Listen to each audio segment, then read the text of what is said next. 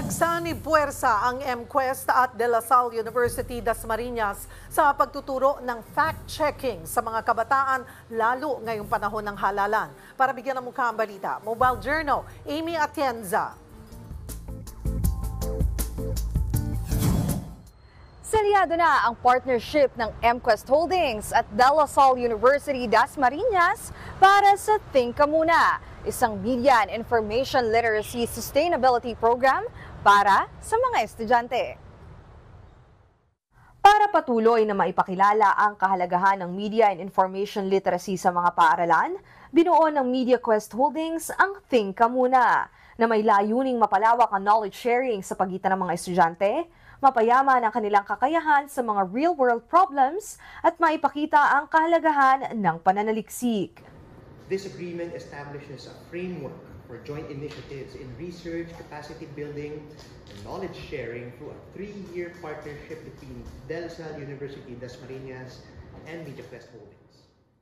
Nais ng MQuest at DLSUD na maipakita ang pagkakaroon ng responsibilidad ng mga estudyante sa paggamit ng social media, lalo na ngayon na patuloy ang pag-usbong ng misinformation at disinformation sa bansa.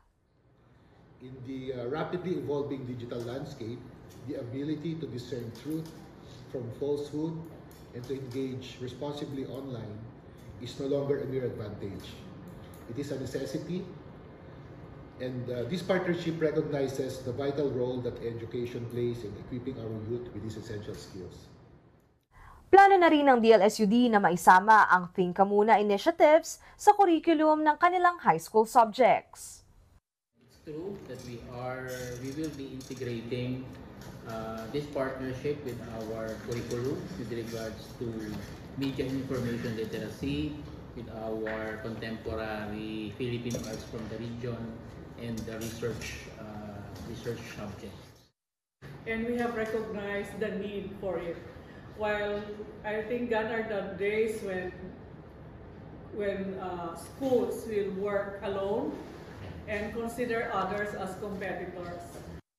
Mobile journalist Amy Atienza po, hatid ang mukha ng balita.